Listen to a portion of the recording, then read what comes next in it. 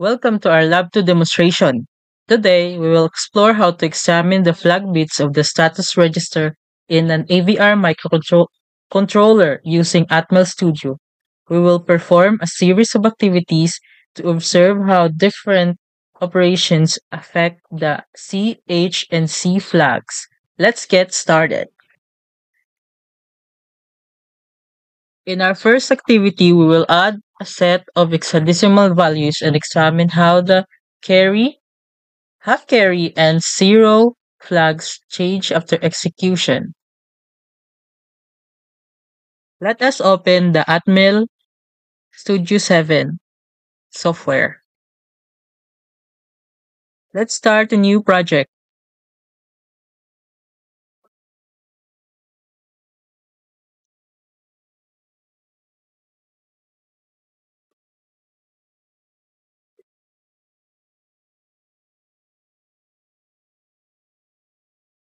And let's choose um Atmega 328p.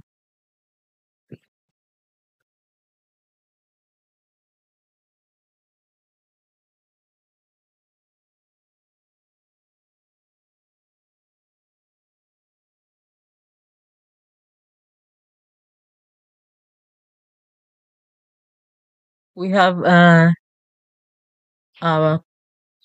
particular assembly code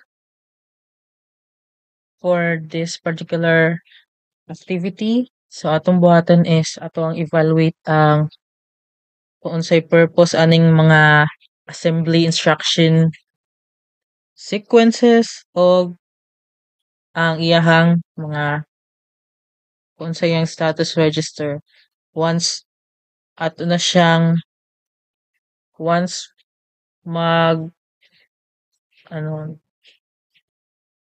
once mag-perform na ta og operation which is addition.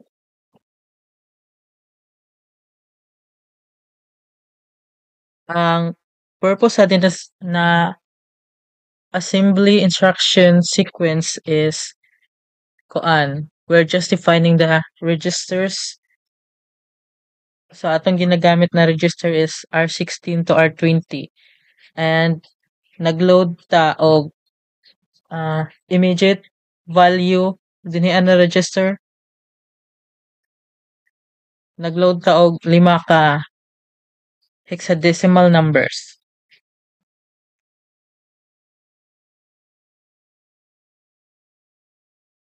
Dinian na dinian na code snippet is atong gi-initialize ang sum register. Unsay pasabot sa sum register?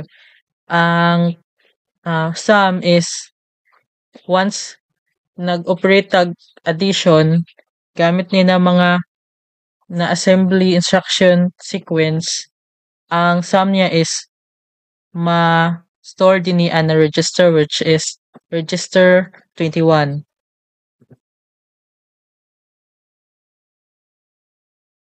Let's proceed. So naa din ni atong mga code, mga assembly code. Ang purpose ani is to perform addition. Gamit ang mga value na store din niya sa ato ang mga register. Then finally, ang ato ang operation is ma mahon ay ma-halt siya ay mahunong siya gamit ani na kuan na code snippet.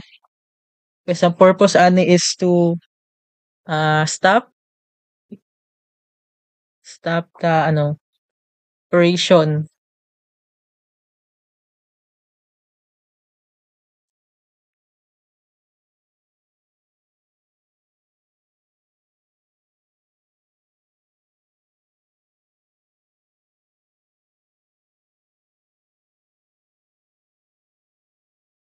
Dai na atong gi-introduce ang kung unsa ang purpose ani na mga code snippets. Karon is run we are going to debug.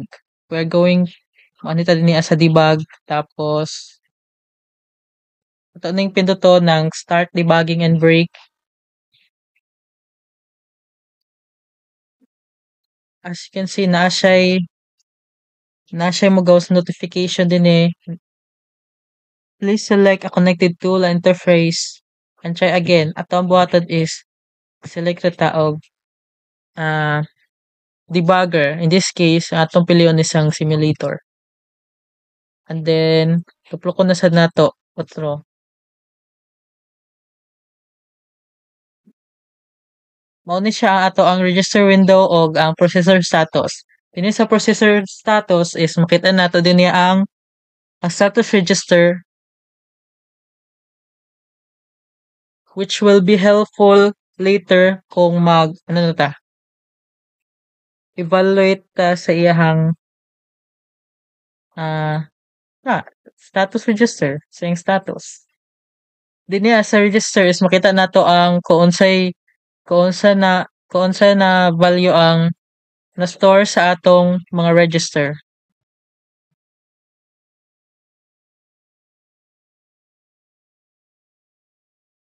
Dinian na code snippet is ato ang gi-add ang value na na-store sa register 16.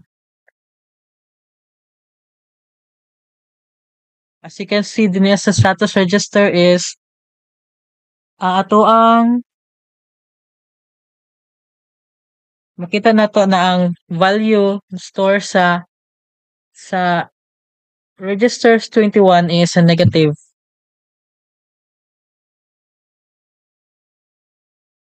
Sunod is dinhi na code snippet. Isa ato sa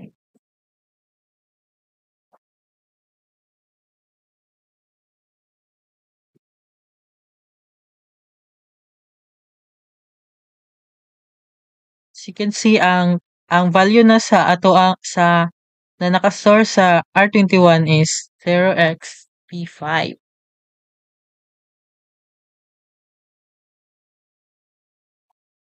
Next,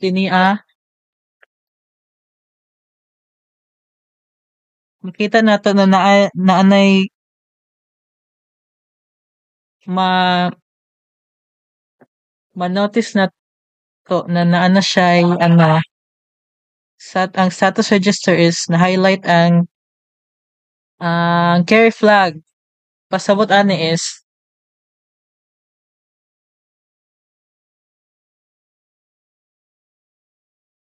kanina flag indicates that our operation na atong gibuhat dinhi na snippet is na-generate siya og carry. So na-carry siya.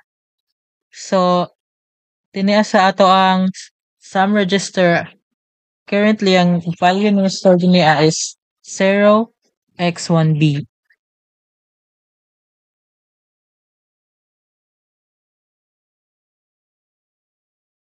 Next,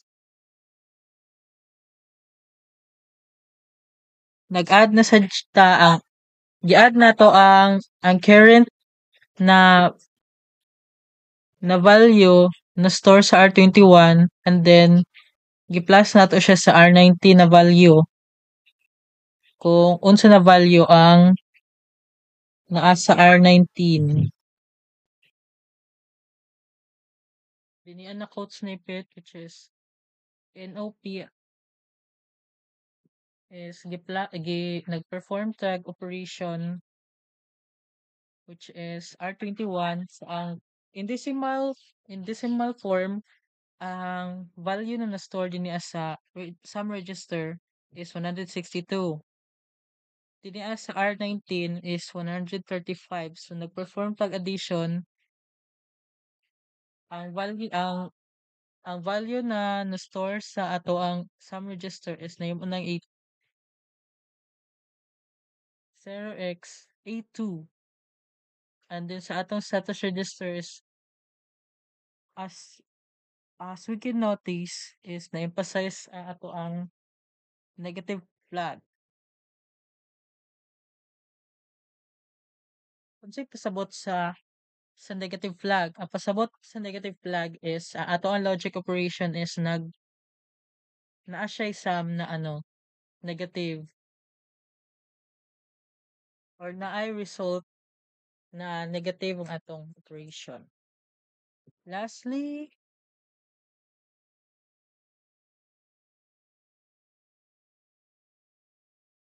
nag-perform tag logic operation ang value sa R21 is 151 na and din sa R20 is 245. So mag-perform tag logic operation 151 plus 245 gamit ani na code snippet. So ang flag is na-emphasize ang C. Ang pasapod aning C is sa atong logic operation is nag nag-result siya og ay ang atong logic operation is naa siya nag-produce siya og kuan kanang carry. Tas ang atoan ng ang value na store sa atong sum register is 0x97.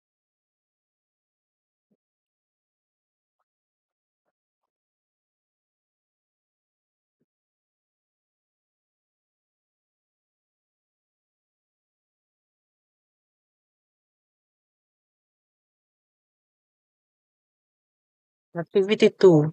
Write and assemble the following program using the simulator to single step and examine the flags and register content after the execution of each instruction. Real sa process sa first activity, maghimo tag new project.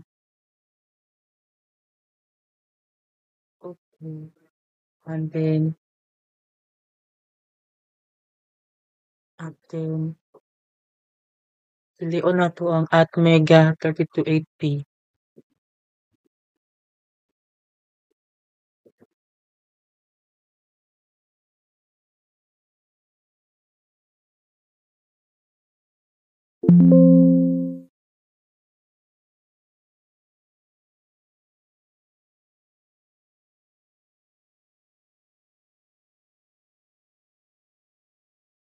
Next, we perform subtraction operations with different register values and analyze the effects on the flags. The, the code initializes register R20 and R21, then subtracts one from the other. This process is repeated for multiple register pairs.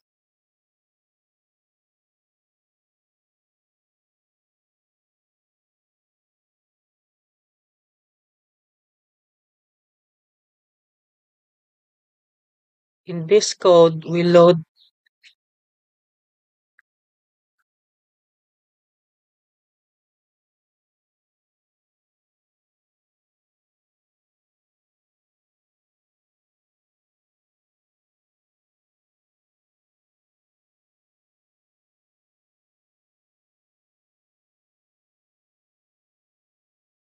Diniya na code is nag-load tag immediate value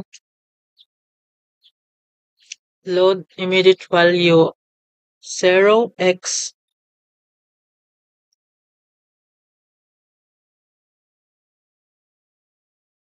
load tag immediate value 0x20 decimal 32 in decimal into R20. Then sunod is diniya sa LDI R21 15 is nagload tag immediate value salami nagload tag immediate value 0x15 or decimal 21 into R21.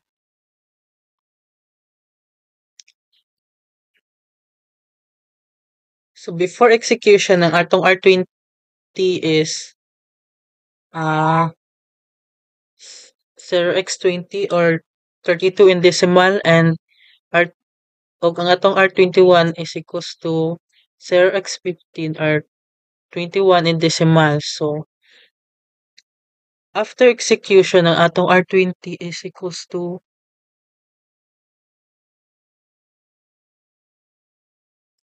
R20 is equals to 0 x 0b or 11 in decimal.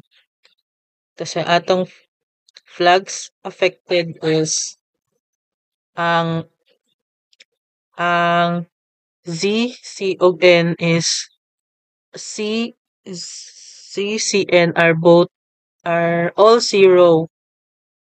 Pasabot is result is not zero, no borrow needed, o ang result is positive. So proceed ta. Same as before, nag-load tag immediate value. Sir, nas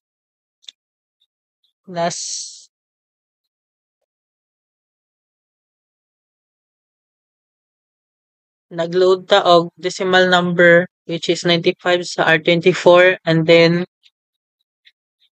nag-load po tag immediate value na 95 pod sa ato ang R25. And then dini na code is nag-execute tag subtraction. So gi-subtract nato ang R24 to R25. Tas ang iyahang before execution na ato ang R24 is 95 and R25 is 95 pod. So after execution ato ang R24 is 0. The flag affected obviously is ang Z. Kay 0 man nato ang kanang difference. Ang C is 0 pod, so no borrow needed, and N is zeros. Or 0 is not negative. So nag-load ta og immediate value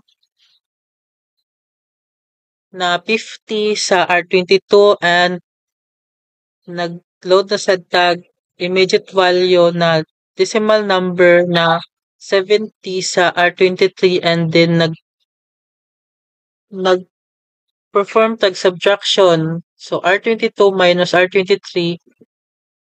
So before execution na ato R22 is equals to 50, and then R23 is equals to 70. So and then after execution na atong R22 is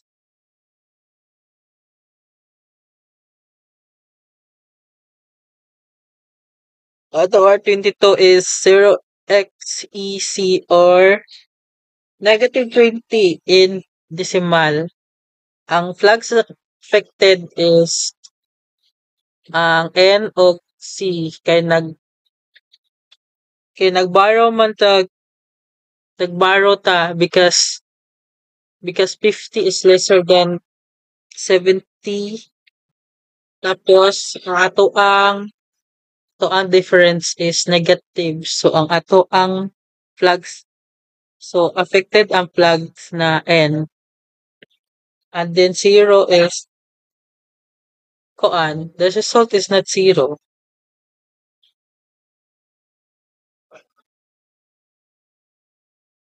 And then the purpose sa L1, re-jump L1 na code is para mo jump siya sa iyahang jump to itself to create an infinite loop. This instruction creates an infinite loop, preventing the program from continuing past this point. So maura to ang activity 2, proceed ta sa activity 3.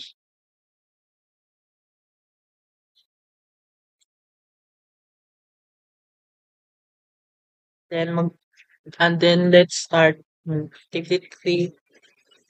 Write and assemble a program to load a value into each location of R20 minus R23.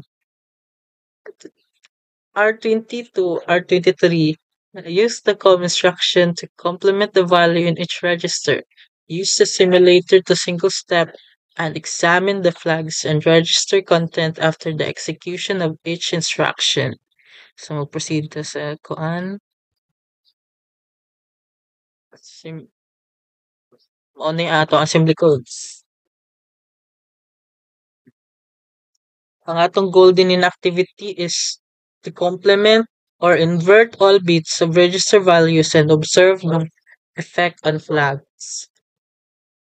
So, ito na yung debug. Start debugging and break. Dinia is nagload tag immediate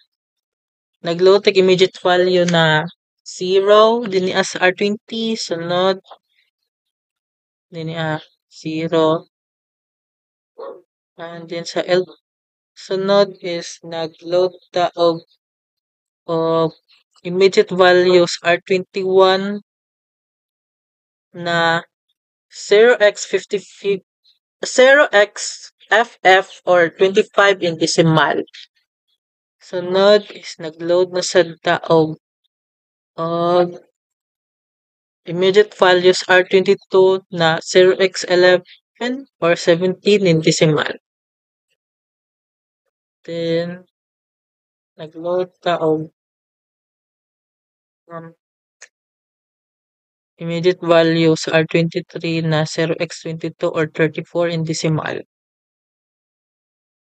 Dinian na code before execution ng atuang R22 is 0. So, and then after execution ng ang atong R20 is kuan na siya. Atong R20 is 0x FF or 255 na. Ang flags affected is kuan.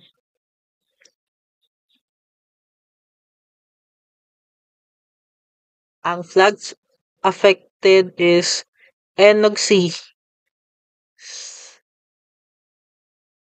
So,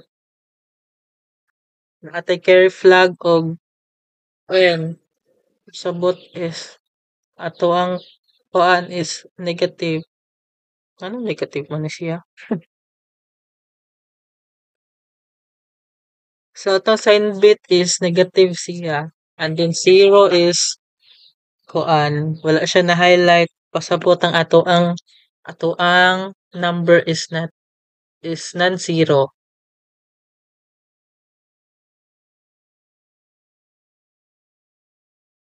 Sunod COM R21 before execution R21 is equals to 0x FF.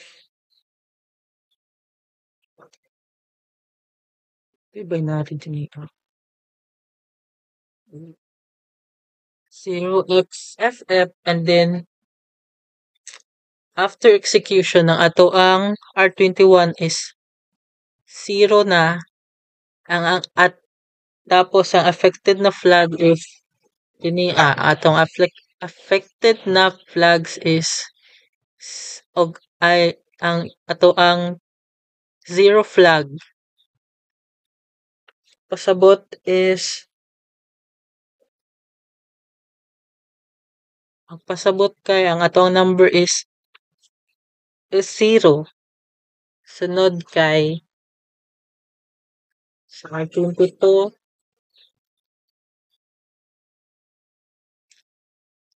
R22 before execution kay ang atong R22 is equals to 0x11 or 17 and then after execution na ato ang R22 is 0x or ano to?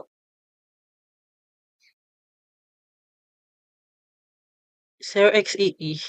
Tapos ang affected flag is ang highlighted din na flags kay ang ato ang negative flag. So ang ato ang number is negative. Sunod kay ang register 23 gi-complement nato siya. So before execution ng atong R23 is equals to 0x22 or 34 in decimal and then after execution kay ang ato ang R23 is 0xDD. 0xDD or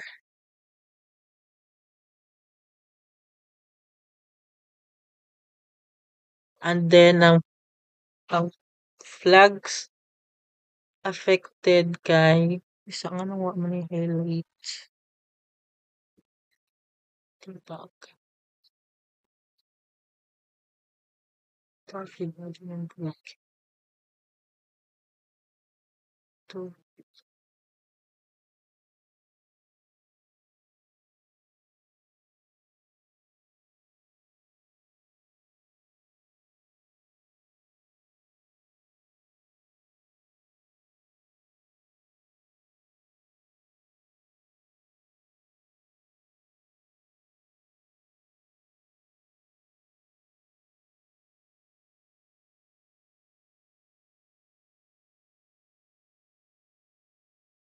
basta ang kuha na ni kay negative siya. Kaya ang most significant bit is 1, negative siya.